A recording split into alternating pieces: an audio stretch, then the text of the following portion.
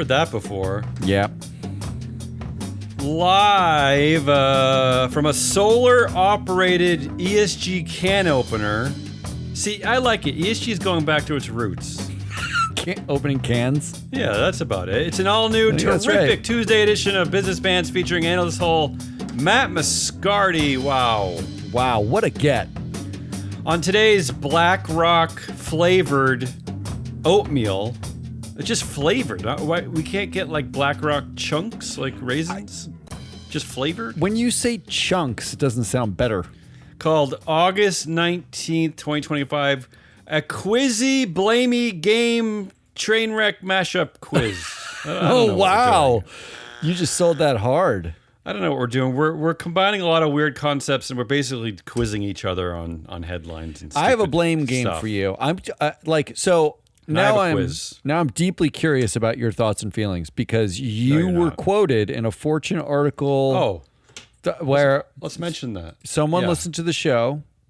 I want to call her out because Lila McClellan, she's a senior writer at Fortune. She covers topics in leadership, and here's why I want to specifically mention her, because as you know, I tag thousands of articles every month. Yeah, I look at way more than that. Lila's actually someone that we enjoy. We tag her all the time. She's always on my radar. I love her topics. Just some recent ones that we've actually talked about in the show. A long-running anti-DEI lawsuit could help companies defend themselves from racism claims. And then we talked about this horrible story, Match Group's rape problem. A lawsuit alleges that inaction by Tinder and Hinge's owner allowed abusers to stay on the apps. And now she has a story about something that we covered. She calls it the Bro IPO Summer.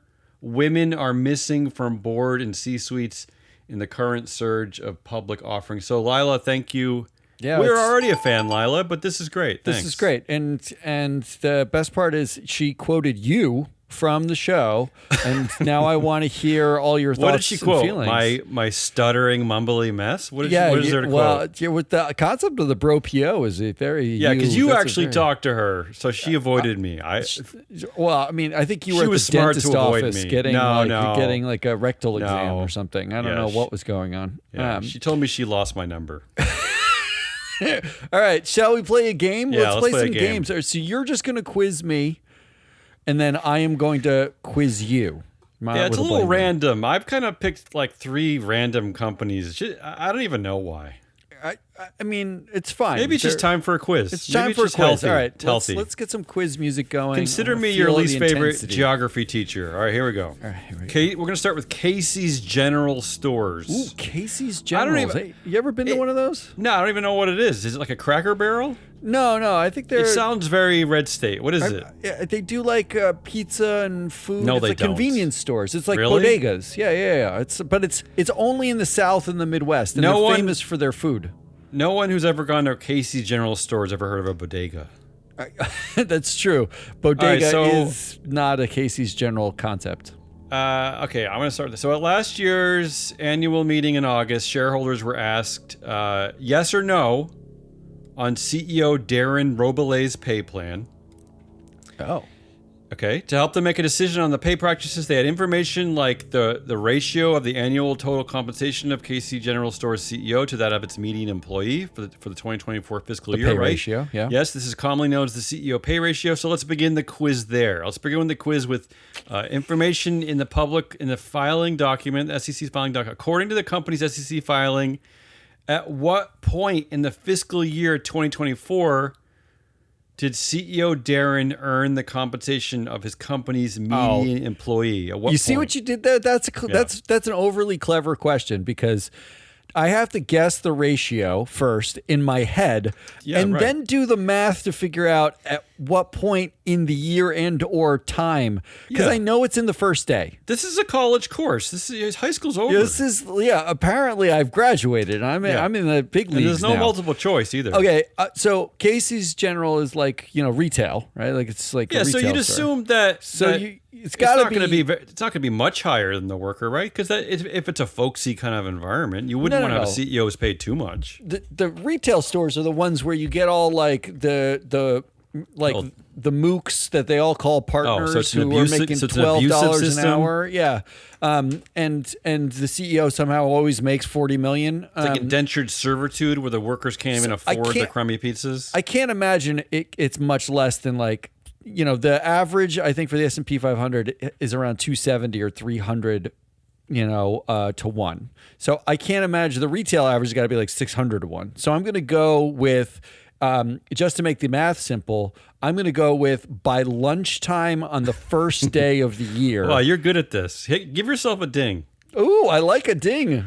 You obviously know your subject. So if anyone else is writing an article on us, Wall Street Journal, ask Matt because he knows stuff. So, and I love doing this now because I have a nice relationship with Google Gemini, and I ask them this question a lot, and they do the math for me, and I enjoy it. And I think Gemini enjoys it too because they come up with this great answer, and they explain how they get there. But as of the first day of the work year, which we're going to call January 1st, just to make it easy. Yeah, well, it's the first day of the year. Yeah. Yeah. CEO Darren Robelez at Casey's General Stores at 12:35 in 33 seconds. So right during the lunch period, he makes the same. He makes already his median employee salary. His pay ratio is 579 to 1. I mean, that's absurd. Close, actually. Yeah. Or as Lila quoted me for her article, it's crazy. It's crazy. Yeah, it's crazy. That was your quote. That was your quote. But it's crazy. Say that a lot now. Do you think which of the following? We've lost all morality. We've lost all morality in this system of governance in corporate America. We've lost hold of morality. How can a CEO make as much as his worker by lunchtime on the first day? That's sick. I'm sorry. I want to know which of the following menu items from Casey's General Stores is the CEO eating when he's made as much as the median employee? Is it the pizza, the made from scratch pizza, the wings, a sandwich or a salad? Like they have fresh wraps, they got burgers. Wait, this is it's a restaurant? It's like a convenience store, but they sell like food. I just want to know. Is it? I want to give you more information from I would guess it's the turkey cheddar 6-inch sub. That's what my guess would be. I might eat that. Additionally, the CEO's Target Equity Award was about $7 million last year. Okay. In the worst case scenario where every single peer company outperformed Casey's, right, in terms of total shareholder return, everybody, it was the worst performing. In that horrible worst case scenario where the company is horrible, how much equity could the CEO still receive? So his target is $7 million. So nothing? No. Does he have to give money back? Come on. No, not even close. He will make 75% of that. That's always the number. Like, isn't that the bottom? Again, give yourself a ding. Yeah, that's the bottom. I think that's exactly right. Before. The TSR modifier, if every single company outperforms his, is only a reduction of minus 25%, meaning that no matter what happens, he's going to get $5 million in equity. No matter what happens, doesn't matter how much he sucks. What a great deal. What a great deal that is. I've given you those two important bits of information. That's also information that all investors get. So accordingly, based on that, based on what you have just learned, what percentage do you think of Casey's shareholders voted against his pay practice, against the pay plan? What percentage? Against. Against. You want the against, right? Those are just two of the bits of information in the proxy. But again, I'm not looking at any of these production notes, so I don't. I'm going to guess 2.3% voted. Wow! Against. Again, you're dinging. You sure you didn't look? Is that actually? Is that the actual number? Well, actually, I'll look at the actual. It is two. I always, you know me. I always round. You're a rounder. Yeah. I hate the point. It's 2%. Yeah, 2% voted that's against. Good. That sounds like the average vote against for anything. That sounds like a couple of investors with a fat thumb accidentally. I know. Hit no. All right, bonus question. And Vivek Ramaswamy's, ex-Strive, they voted against every compensation package. One thing I liked that they did. Yeah. Bonus question. According to the company's latest filing, 2025 filing, at what point in the fiscal year would CEO Darren earn the compensation of his company's median employee? So remember, last year it was 1235. So what do you think it is this year? I mean, it always gets closer and closer to breakfast. That's the closer move to is the doomsday clock. Yeah. The move is to see how close to breakfast 12:35 last year.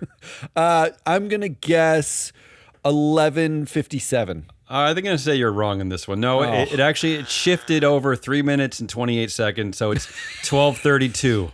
Oh, well, look, that's but we're getting there. We're getting closer. I think his goal is to earn as much as his average worker before noon. That's the ultimate Really, is that it? I feel like it would be before bagels. Lunch. Right, I feel like it would be before bagels. All right, that's Casey's general story. Let's move on to Crowdstrike Holdings. Okay. All companies that everyone loves to talk about. And here's this is why I picked this story. There was a recent back to Fortune. There was a recent Fortune article called "Laying Off Workers Because of AI is More of a Fashionable Excuse Than a Real Business Imperative." So they cite CrowdStrike CEO George Kurtz linking a 5% job cut across the board to the cybersecurity companies' need to double down on AI investments to accelerate execution and efficiency. That's his excuse. George Kurtz said, AI flattens our hiring curve and helps us innovate from idea to product faster. So again, there's no reality based on this. He's just using it as an excuse to fire some people. I don't even know what those words mean. Right, nor would you. First question. Are CrowdStrike shareholders also given the privilege to, quote, accelerate execution and efficiency? Ooh. How many total years does it take for a CrowdStrike investor to vote on all 9 board members? Oh, all 9. Because the answer is then it's a staggered board, and the answer is going to be 3 or 4. Yeah. They never do. By the end of the 4th year, right? They would have voted on everybody. Yeah. So it takes 3 years. How is that? How can they accelerate an execution and efficiency if you're an investor? It takes 3 years just to weigh in. This is important because this year, 2 of the 3 members up for vote, the pay committee chair, Carrie Davis, and the nomination committee chair, Laura Shoemaker, both got over 30% against. Yeah, because the investors hate the staggered board and they just take it out on whoever's up for vote. Well, oddly, the CEO only got 2% against. He was also up for vote. Yeah, so I don't know. So didn't CrowdStrike have the massive failure that turned off everybody's computers? You're peeking ahead. Let me get to that later. So, but look, it at least shows you that shareholders they're angry about something. As we have covered many times, the average vote against is what, 4%? 2%? What is it? It's 96% is the average vote for, so 4% against. Yeah. So here it's like over 30. So that you don't give investors the chance to make a unified message here. To me, should be illegal. There should not be classified boards, is what I'm saying. And I love that we like the data providers love to think. I mean, you call it a moral victory if it's like under 10%. Or over 10% against. Yeah. I love that the data providers actually flag it as like a potential problem when it's that way. They should be off the board if it's 30. I mean, you might as well just like we need to change the democracy such that like 10% is voted out. Remember, and again, now we're getting into the weeds here, and I'm going to bore everyone. But the general rule of thumb across the globe is that if you own 30% of shares in a company, the company is effectively considered controlled by that shareholder. It's impossible to get anyone to vote. Right. So if you're over 30% votes against, you should be off the board. That's It's an effective no. But anyway, no one's ever going to listen to me on that one. Let's move on. That's correct. Give yourself considering a point. The board influence of which is I think it's according to Free Flow Analytics. I think it's about 70%. Founder, CEO, and director, and third largest shareholder George Kurtz. Investors would typically be best served with a board that provides an effective counterbalance to his control. Of the board's 8 independent directors, what percentage has served for at least a decade alongside Kurtz? CrowdStrike's a recent IPO, I think, which means everybody who would have been on the board would have been a VC early director. I'm going to say All of them. I'm going to say all. Okay, well there you're wrong. But it's still a concerning amount. Half of the board is served alongside him the whole way, which means that not only does he dominate the board, but he has a bunch of his friends alongside him. So how can you even do anything at this company? Quick question. And again, go ahead. When he fires people to replace them with AI to increase innovation, should there be a rule that you have to fire that percentage of the board and replace them with AI? Absolutely. Yeah. And I think he said that, again, to counteract his control, investors should expect regular board refreshment, right? You just mentioned board refreshment. Yeah, How many new directors have joined the board in the last 5 years? Oh, it can't be more than one. I think it's probably just one, right? Yes, exactly. It's one. And what's really concerning about this, it's a woman named Johanna Flower, and she joined in 2023 in January, so she's actually been there for over 2 years. She is the only director who sits on 0 board committees. Finally. She has no input anywhere, like nothing. Like they are protecting the CEO. All right, I'm going to wrap up CrowdStrike soon. Kurtz already owns nearly $3 billion of CrowdStrike shares. Wow. About $2.7 billion. That's massive. So what would you expect the percentage of his annual pay to be consisting of equity? How much of his annual pay is equity? He already owns $3 billion in equity. I mean, but they don't. These are the people who don't. So look. So wouldn't you think he'd be just getting cash, right? No, because cash has a cost attached to it. You get taxed on cash and all that kind of stuff at a higher rate than you get taxed. What people do when they're in this position is you have $3 billion in equity. You go to a bank and you say, I'd like a loan, and I would like to secure that loan with my equity. And I'm not taking out a real loan. I'm really taking out a fake loan because you're just going to get the equity and that's a transfer to you. But I get the cash, and there's not a taxable event that happens when I take out a loan. That's actually debt, right? So you want all 100% to be equity. That's what you want. If you're the CEO, if you're the CEO, you want 100%. Well, you're close. It's 90%. His target equity award, he already owns $3 billion, is $35 million annually. 35. Like what? What is the incentive for him? I don't understand how that incentivizes anyone. I don't even know what's going on here. Then you go to the bank and you take out $35 million in cash. And as a loan, ridiculous. And you don't get taxed. It's great. Let's wrap up this idiot CrowdStrike holdings. Finally, CrowdStrike's. You alluded to this. CrowdStrike's infamous, and that's the key word maybe there. Infamous 2024 software update is commonly described as what? Oh, yeah, it had a name, didn't it? Yeah. Like the Microsoft thing was the blue screen of death. That's always been like the Microsoft. That's what happened. It caused a widespread blue screen of death. How is this described? This event? I would guess it's some what variation the of that, is. right? Like it's described as the largest outage in the history of information technology. Okay. CrowdStrike in 2024, CrowdStrike released a software update that disrupted millions of Microsoft Windows systems around the world. Can we workshop that name? And I want to talk about this. I want to talk about the company that CEO George Kurtz runs and operates.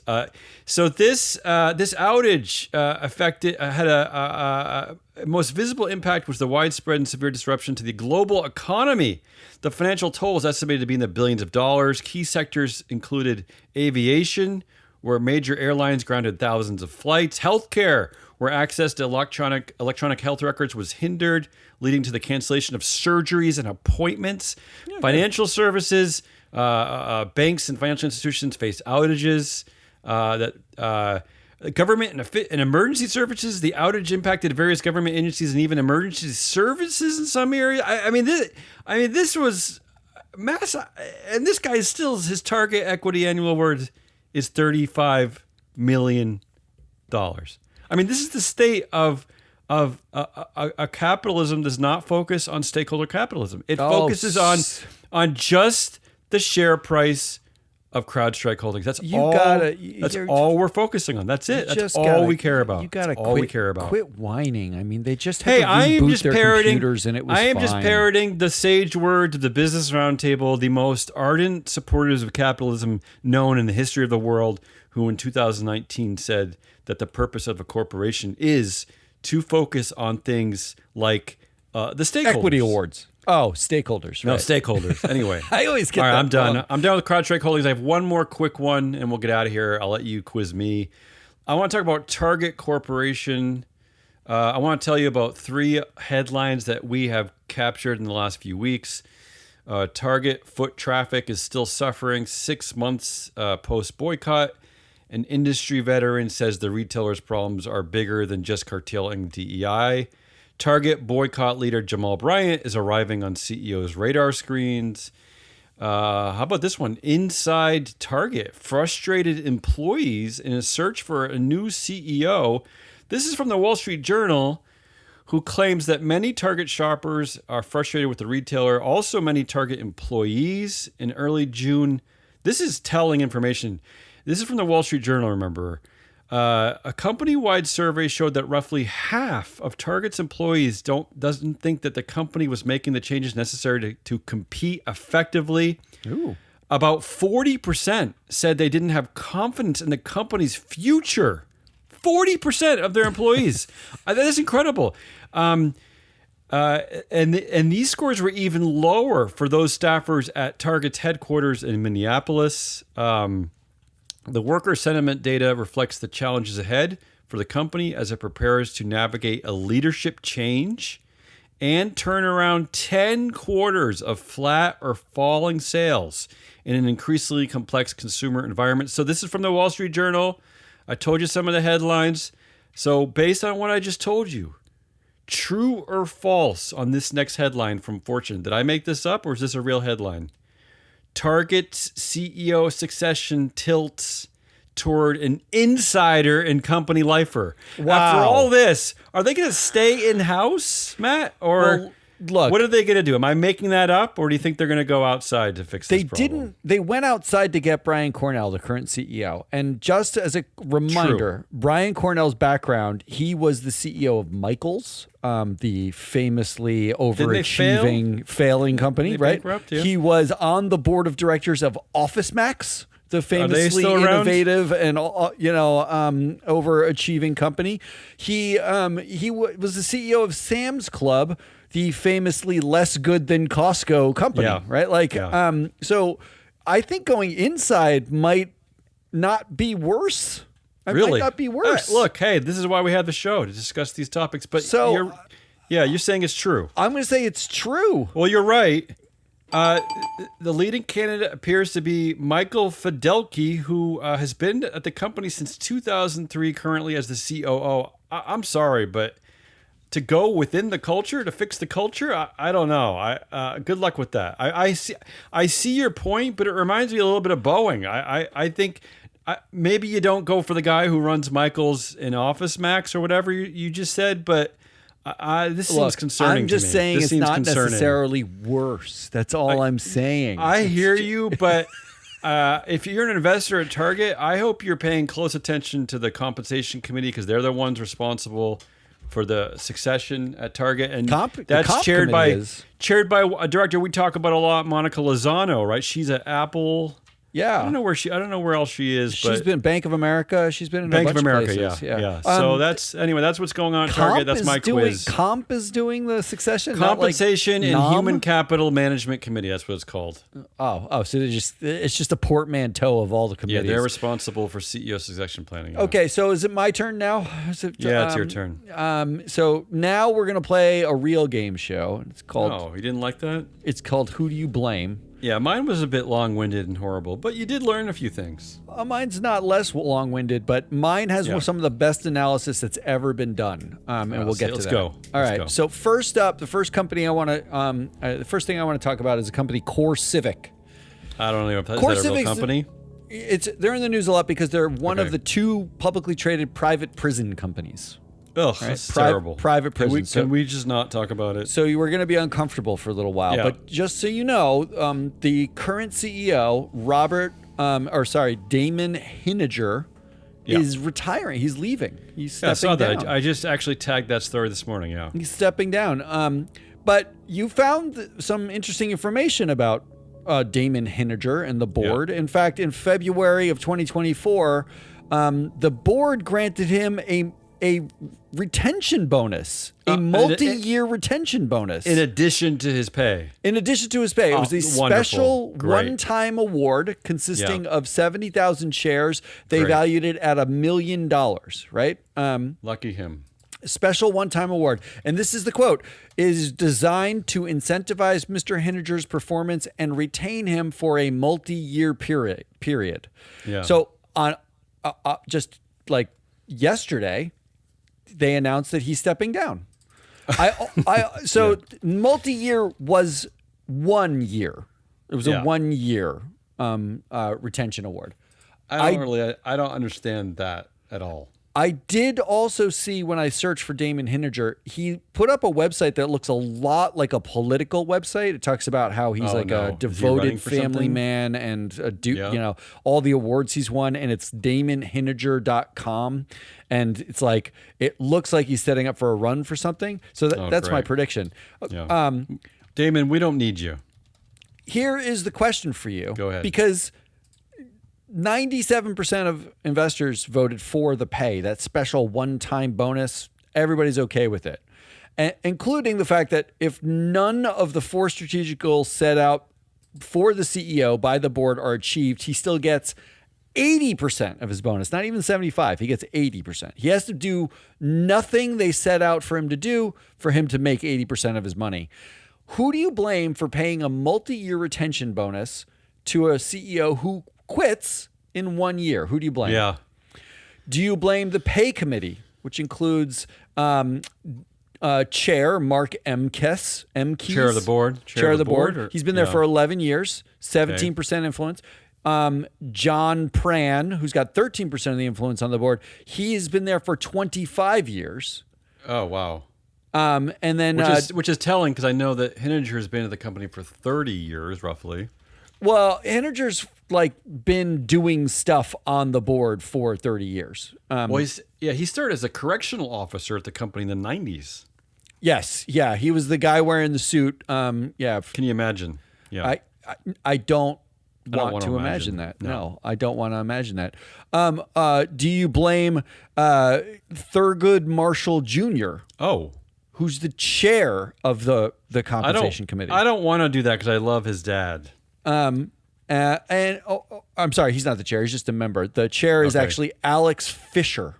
Fisher is the chair of the compensation committee. Do you blame them? Do you blame Donald Trump? Ooh. Because CoreCivic donated to Donald Trump to get him elected.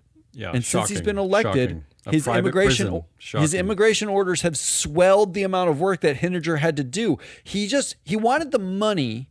Yeah. But I think maybe not the work. I think maybe he's burnt out with the excitement of detaining people. Gross, yeah.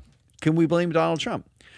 Do we blame the fact that there's 0 female board leadership on this company? Yeah, that's shocking. Well, good. I got to say, for once, good for the women to stay away from this company. Yeah, there's no mom there to say this is all a bad idea. Because if they probably did let women in this company, they'd probably be like, we need to shut this company down. This company should not exist. We shouldn't have privately run prisons. That's horrible.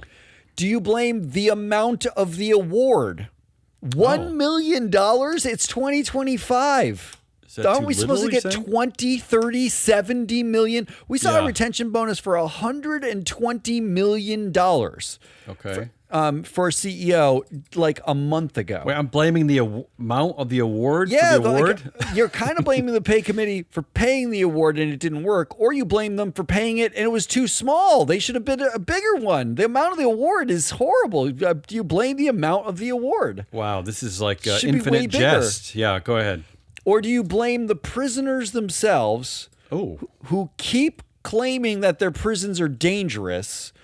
Because there have been more than 120 reports in the last 10 years that found CoreCivic was complicit in family separations, death. They had canceled contracts due to conditions in the prisons and other human rights violations. Do you blame the prisoners for not just sucking it up and making it easy for Damon Hininger to stick around. So your pay committee, Donald Trump, zero female board leadership.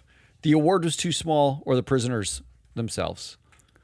I'm tempted to add the student at Belmont University who they actually Hininger was on the board of trustees of Belmont University, and the students protested to remove him because he's the CEO of CoreCivic. You can't add things. Okay, these are the only options. But I'm mad at the students though because they're acting like how investors should act. Why is it okay for a student to protest a board member, but investors are not allowed to have a say? They're not allowed to have a say. Yeah, I'm going to say I'm going to blame the lack of female board leadership because it just means that it's the stench of the men around who stench. It's the man stench. Men stench. Got it. Man that stench. Created this ridiculous retention award. The boards are incredibly dank with man stench. That's true. You don't need to throw another $1 million at a CEO who has made swampy boards, probably hundreds of millions of dollars. All right. Yeah. Number 2, and who do you blame?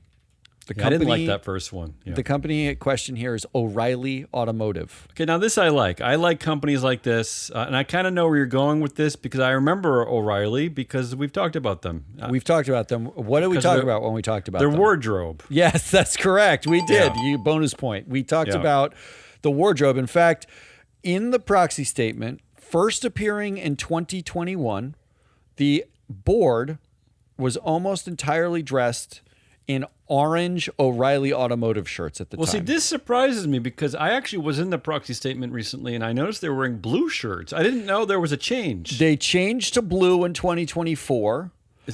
Actually, there's even more updates. It gets better, okay? Yeah. This is arguably the best research of corporate governance I've ever done in my life. Yes. Since 2021, since the introduction of the O'Reilly uniform to board members, directors who wear the uniform average 92.9% votes for, while directors who do not wear the uniform average 96.8% for.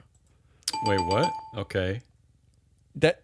If you're not wearing a uniform in your picture, you're guaranteed to get more votes. But can I throw a wrench into this? Because I did happen to notice that there was a woman up for nomination this year. She's a nominee.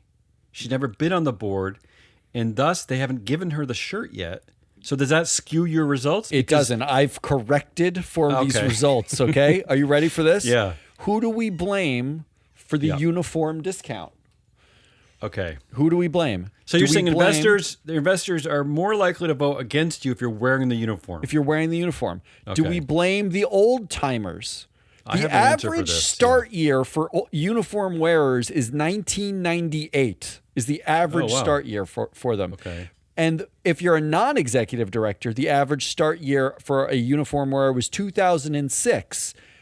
If you're not a uniform wearer, your average start year was 2021, the year they introduced the uniforms in the first place. Does that mean you're more likely like a woman or person of color since you're like a more recent director? Well, it turns out that there were women who wore the uniform and women who didn't. But there is one person of color on this board, a black man, who's never worn the uniform. He was like, no. That should be investigated. It should be investigated. Yeah. It's like that's like almost reverse DEI, isn't it? No, it just sounds like old-fashioned racism is what it sounds like. So do we blame the old timers, the ones who've been around for a long time? Do we blame the color orange? Why? Because the orange shirt wearers averaged 90.4%, but the blue got 92.6%. So when they switched that's to why blue, That's why they switched. They got more votes for. Well, orange was probably a little bit too feminine, I'm guessing. And let me tell you something. Yeah. We are not talking about a board that has refreshed itself dramatically. We are talking about two new directors since 2021. Yeah. This is very little refreshment. The things that changed are the uniforms. That's what changed. It's a lot of directors that the SEC refers to as those who need to put sunscreen on their heads when they go to the beach. There is a lot. There's a lot of bald on this board. Yeah. Do we blame having a third of your board be executives? executives at O'Reilly? They were either O'Reillys. There are two O'Reillys, like John because and they're David family O'Reilly. members. They're family members. Sons of the founder? This is not major shareholders, though. This is just family members who keep getting on the board. Company, no? There's probably sons of the founder, I'm guessing. They're sons of the founder. That's correct. Yeah. And then there's two Nepo O'Reillys. There's two ex-CEOs, Greg Hensley. Of the company itself. Oh, wow. So, Good luck in that boardroom. Good luck being a new person in that boardroom. In fact, there's 1 year where there were two ex-executives and two O'Reilly brothers on the board out of 12 people. So fully a third of the board were executives. So the peer pressure to wear the uniform from the executives must be really high. It's amazing that man is not. What's the guy's name who doesn't wear the shirt? We'll get to him. Okay, that's an amazing person. Yeah. He is amazing. Brave, very brave. Do we blame the shirts themselves? Oh. Because we have two case studies of directors, Maria Sastra and Andrea Weiss, both women, who between 2023 and 2024 went from not wearing the shirt to wearing the shirt. Well, maybe she knew something was up. In both cases, votes dropped by an average of 2%. Nothing else changed about the company. I am not kidding. Yeah. I'm not kidding though. I know one nerdy fact from the show The Office, the American Office. One is that they shoot these talking heads with the people who work there, and if they're people who eventually get to leave the company, that they go off to do other things, they shoot them with the window to the exterior world behind them. If they never leave the company, they shoot them with an interior shot. I think what you're saying is the same at O'Reilly. There is meaning behind who is wearing the shirt and who is not, right? You're saying there is some kind of corporate meaning to these shirts. Look, think about it. Yeah. If you take a headshot, like these directors are professionals, they're taking professional headshots and they're going from company to company. If they are standing there saying like, I'm not wearing that shirt, use my old headshot, sorry, I'm not getting a new headshot. You're already pointing out potential dissent in the boardroom. Yes, these are people who are not willing to just like go put on a shirt because everyone else has got a shirt on, particularly for a company like O'Reilly Automotive that, you're happy to be on the board, but this is your career. You don't want to look like an idiot.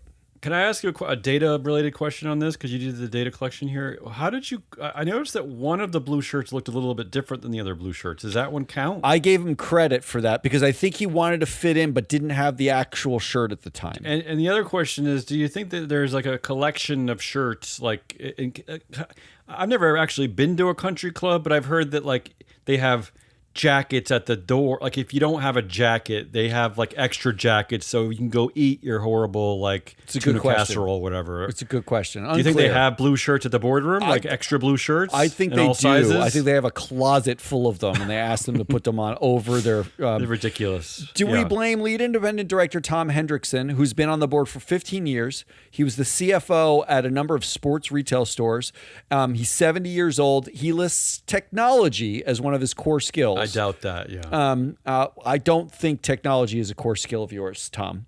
Or do we? That's all the blame game. And then I have a bonus question for you just about this. Okay, so old timers, the color orange, the executives on the board, the shirts themselves, just being forced to wear the shirt, or Tom Hendrickson, fake lead independent director. Fake independent director. I was tempted to pick the shirts themselves because I think I think there's like a Stephen King-esque quality to these shirts. There's a special power that we don't understand. But I'm gonna actually go. Crazy. But since it's 2025 and we're in this like insipid age of misogyny, I'm gonna go to the color itself because orange. Because what I suspect is that men were upset. They were subconsciously upset because I thought it was too feminine or something. They thought it was too unmanly. Yeah. So then when they went to blue, but look, this is the worst part about this is it seems stupid, and it is stupid. Oh, it is stupid. Yeah. But I applaud real O'Reilly. data. I wish all companies would do this. There is real data behind this, as in there is no other good reason why some of these people would get less votes. And you're not talking about they get voted out, but they're getting less votes when shirts change. Why? Because as we pointed out show after show, is that it is difficult to understand the sentiment of voters, right? Like it's almost impossible. Well, there is now academic research that's been done that shows that investors will actually vote for people that are more attractive, more symmetrical. They vote who look more like them. They vote based on the way people look in a statistically significant way.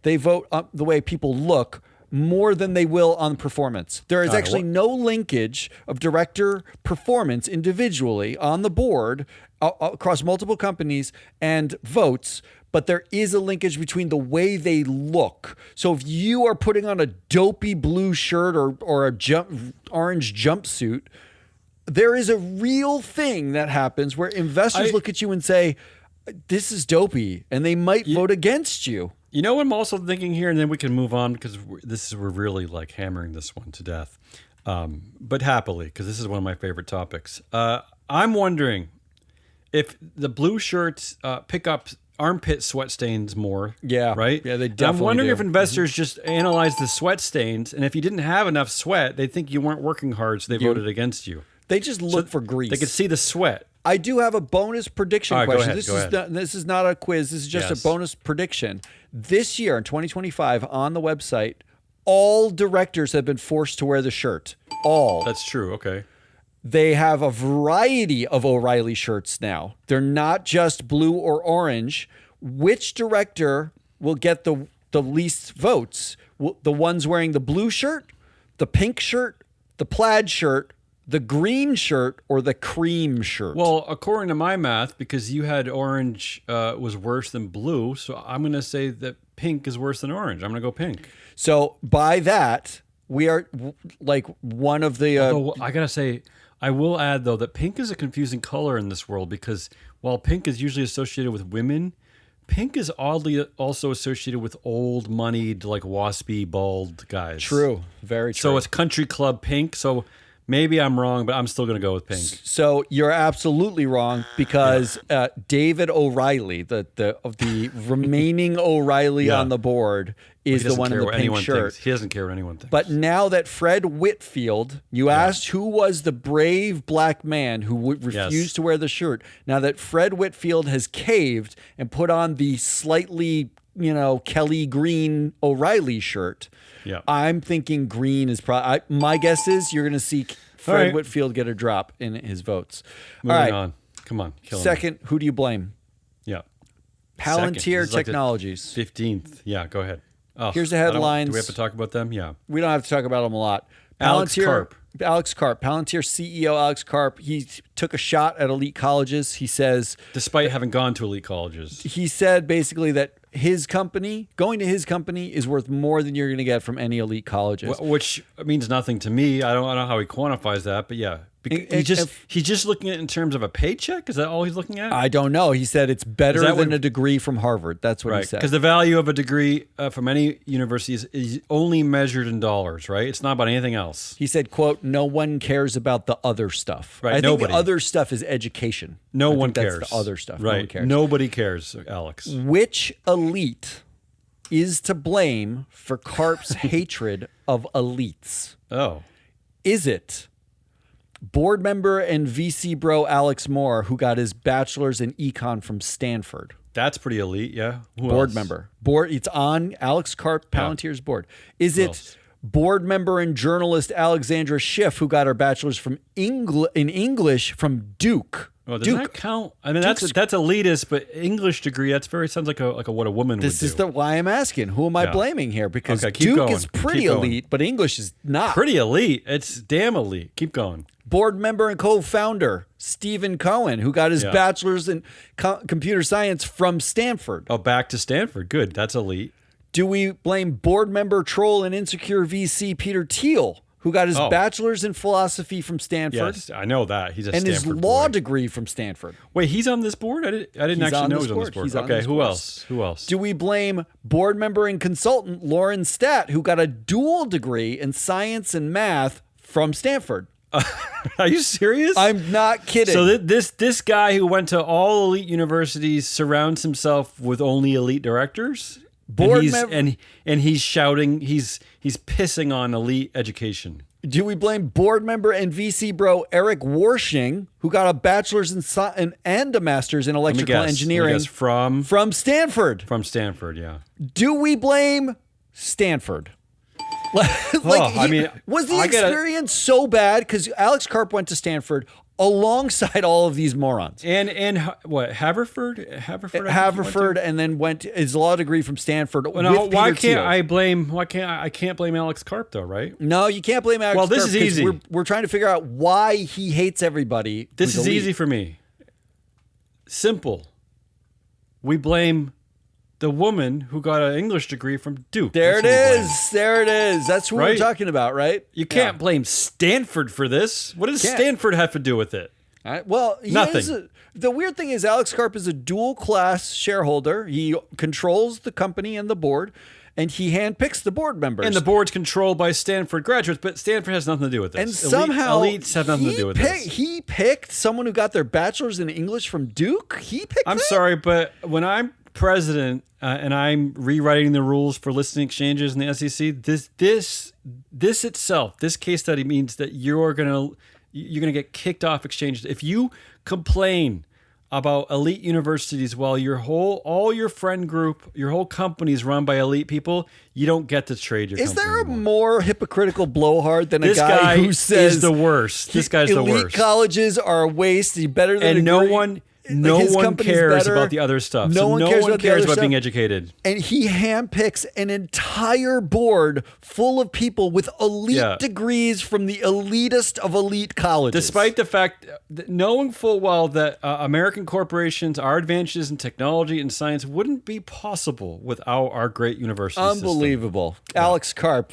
What an idiot. All right, Final. Can we get out of this? You're last question. There's only 3 options of who to blame here. I saw the headline, Mark Cuban calls for higher tax on companies buying back their shares. Yes, This is about Visa. Visa's mentioned in that article. Okay. Visa, between October 2024 and June 2025, bought back $13.4 billion worth of shares. $13.4 billion. $4 billion October to December, 4.8 Jan to March, and 4.6 April to June. That's all in their disclosures. Just so you know, the price has risen in the time they've been buying back shares from $274.95 a share, about $275 a share, to $355 per share in that time frame. So instead of contributing to the debt they're creating with the American consumer by having outrageous, fees for their usage of their credit cards and interest rates and all that, they're buying back their own shares. They're buying back their shares. Do we blame, as of December proxy, CEO Ryan McInerney? Inerney.